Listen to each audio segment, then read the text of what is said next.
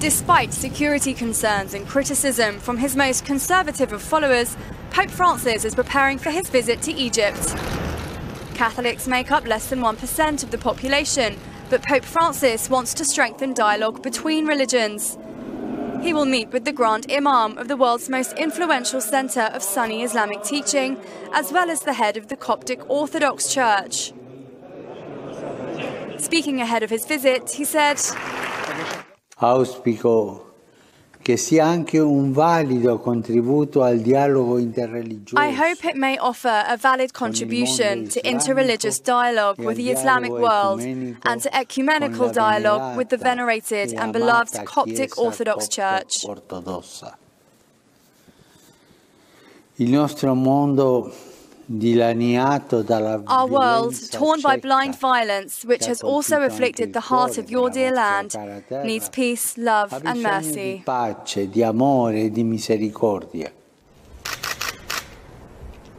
The Vatican says the Pope is convinced the Christian-Muslim dialogue is more important than ever. However, the Pope's view is not shared by all Catholics.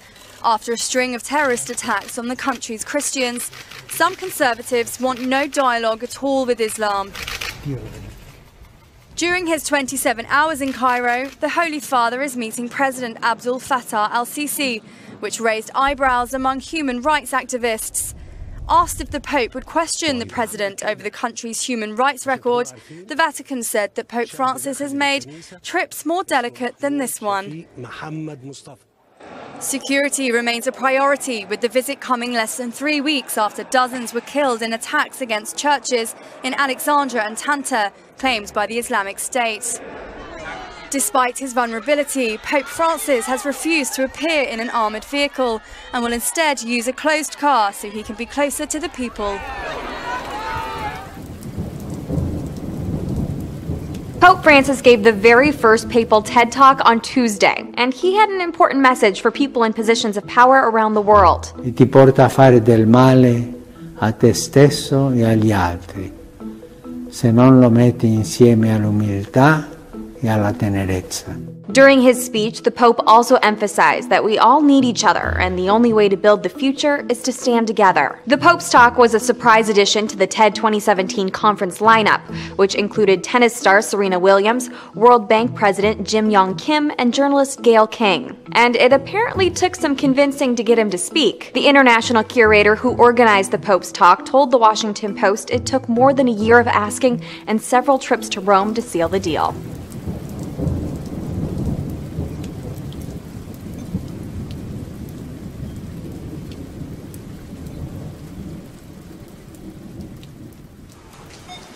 Paying with cash could be a thing of the past. A study showed Wednesday that more than a third of Europeans and Americans would be happy to go without cash and rely on electronic forms of payment if they could, and at least 20% already do. The survey by ING bank website Easonomics was conducted across Europe, the US and Australia.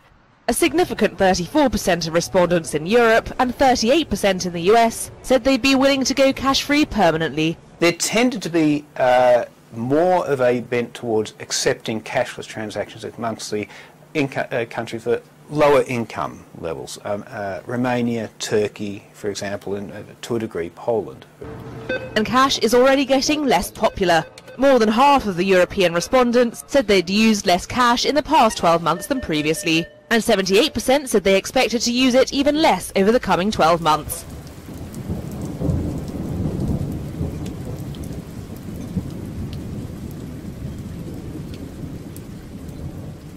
United States President Donald Trump is now talking about making his first official visit to the Jewish state this coming May.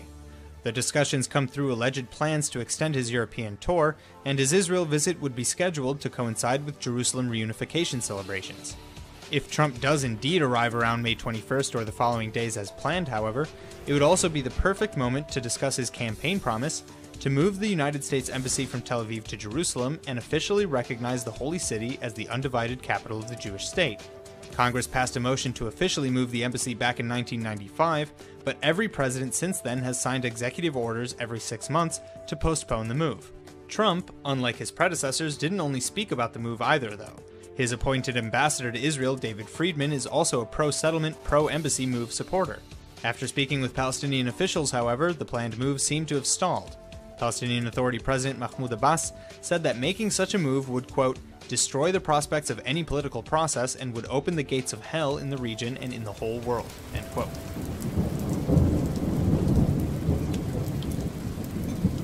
Large explosion has been reported near the airport in Syria's capital, Damascus. Activists have posted a video that they say shows what happened. The cause of the explosion isn't yet known, and there are conflicting reports as to whether it was an Israeli airstrike or an attack by rebels. What we have heard is that in the early hours of the morning there were five attacks, and they jolted residents across Damascus awake. They were very large. We can see on Iranian-based press TV actual footage of fires in the night. It was at the airport, at what is being described as a military arms supply depot that is used by Iranians to bring in weapons and to take out weapons. So commercial and military planes leave from there with weapons for Iran, for Hezbollah, and also, of course, within Syria itself. So assuming it was Israel that carried out these strikes, perhaps it's not surprising?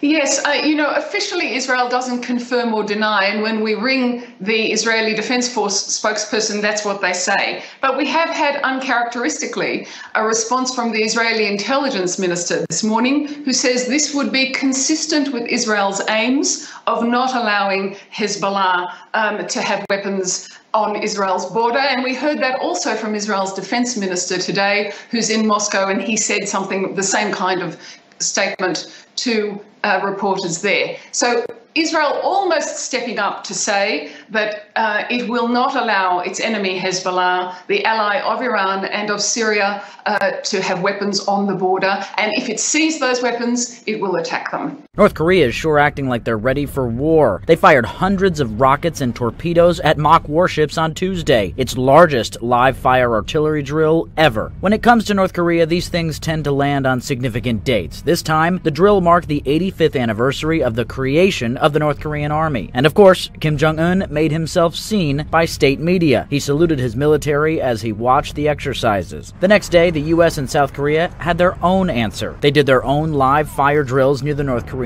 border. The back and forth comes as tensions continue to rise between the North and the U.S. President Donald Trump has gone after North Korea in the last couple of days. He spoke with the United Nations Security Council on Monday. The status quo in North Korea is also unacceptable.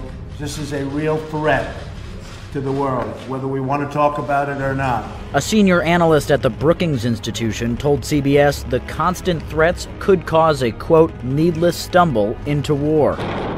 One pointed message after another from the U.S. and its two allies to Pyongyang.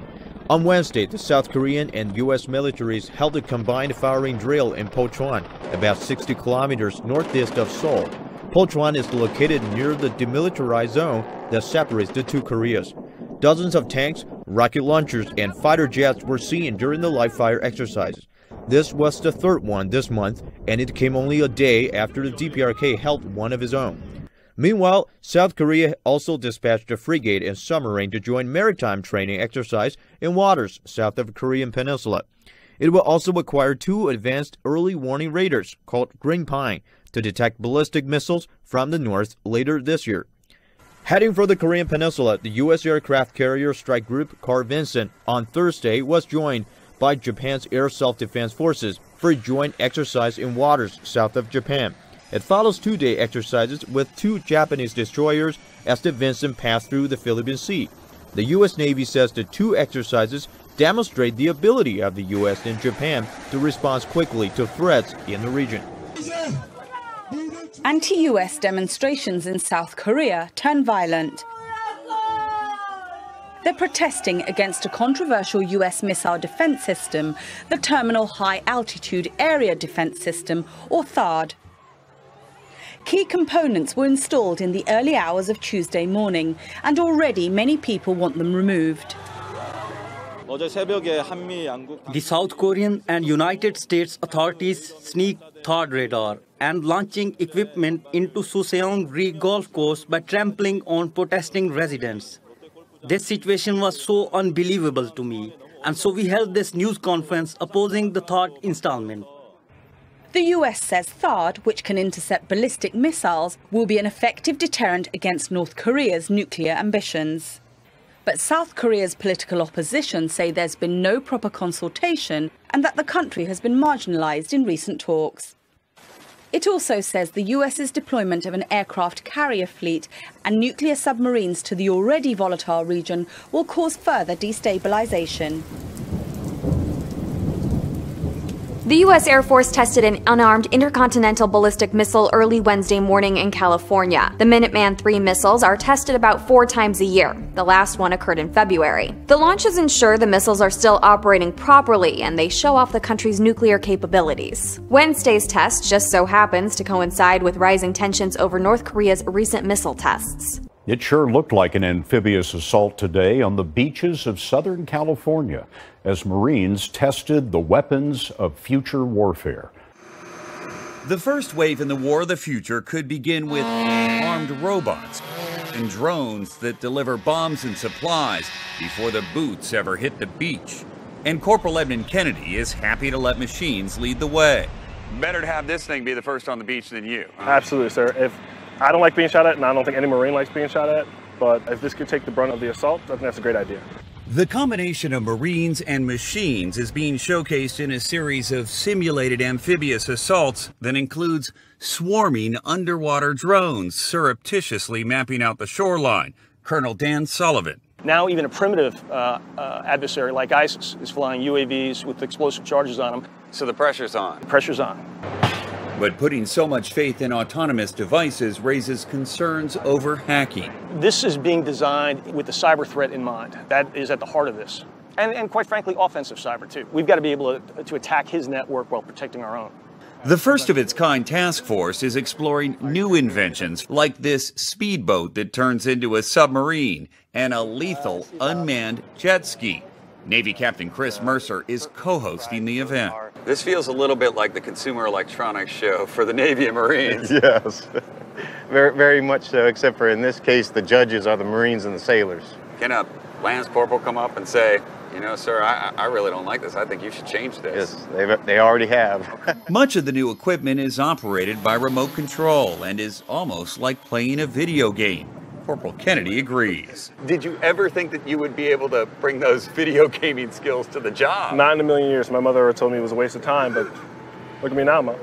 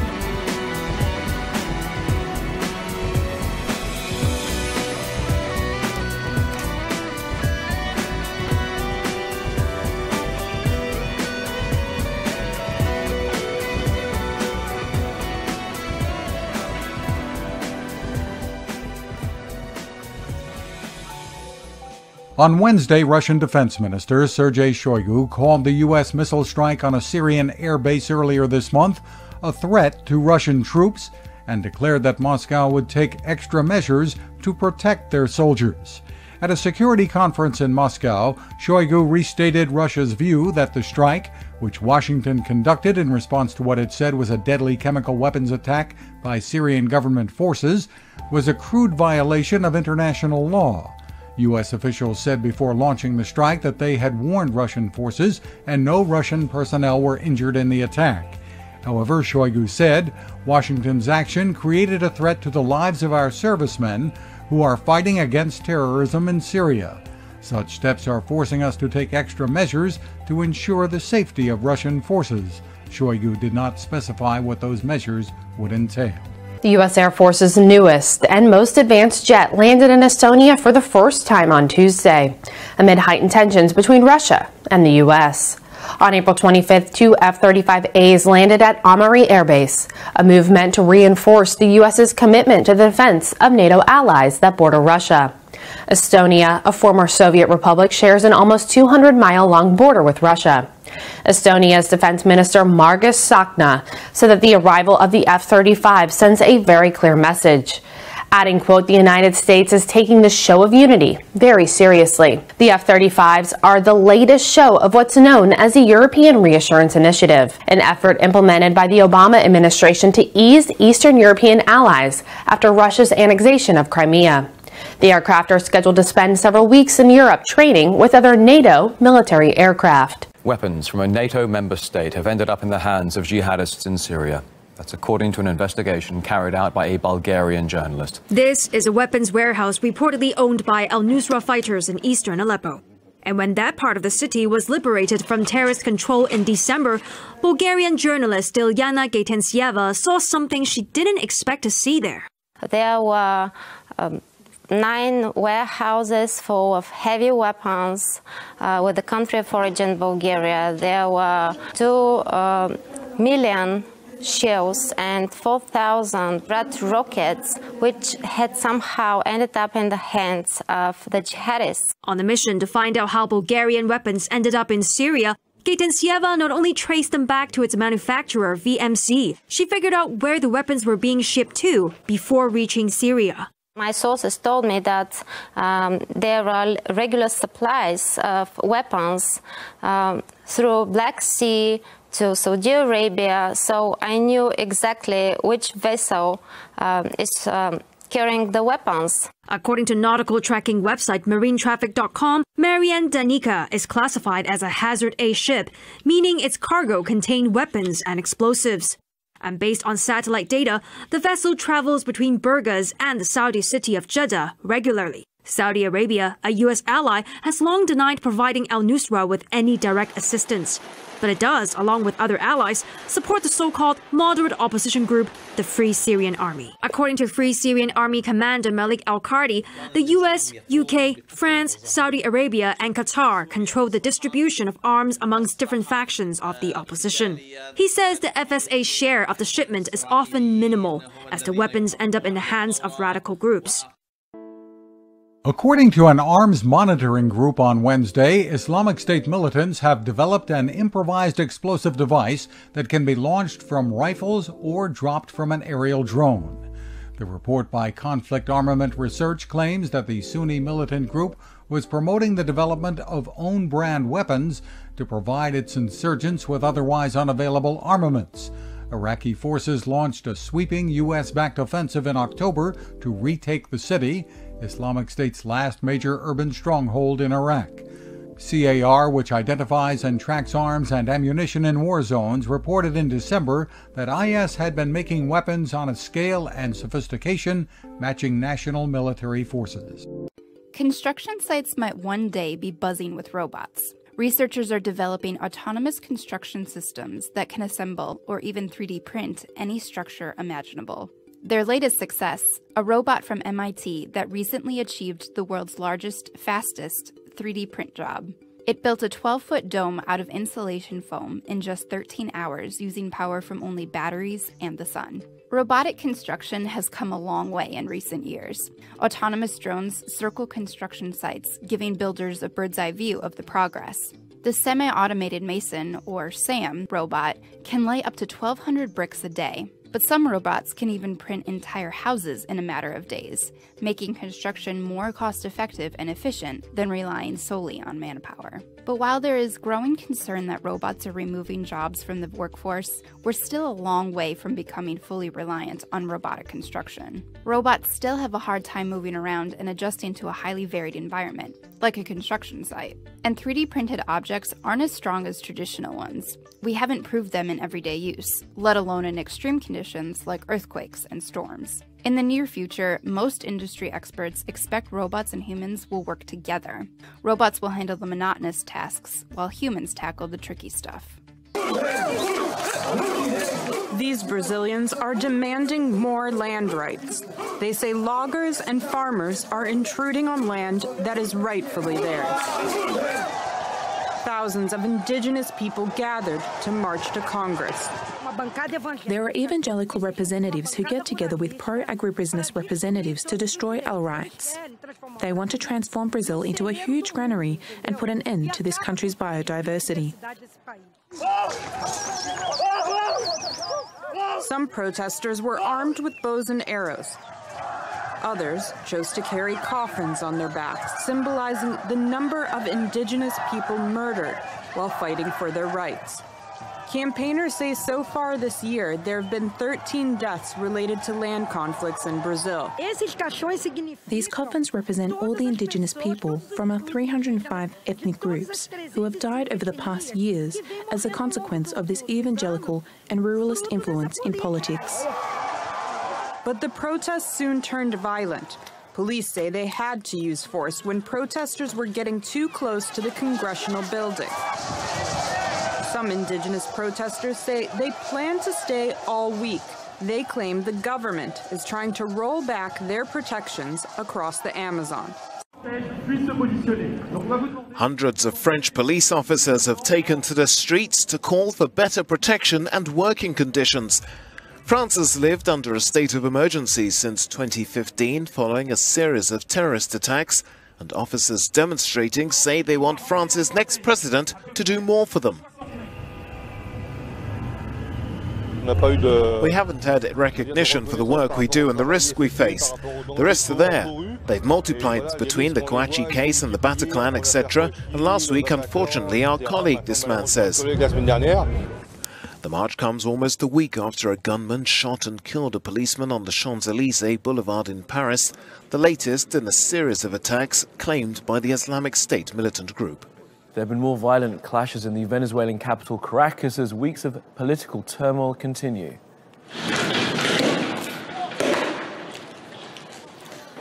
The number of people killed in the past few weeks has now reached 29.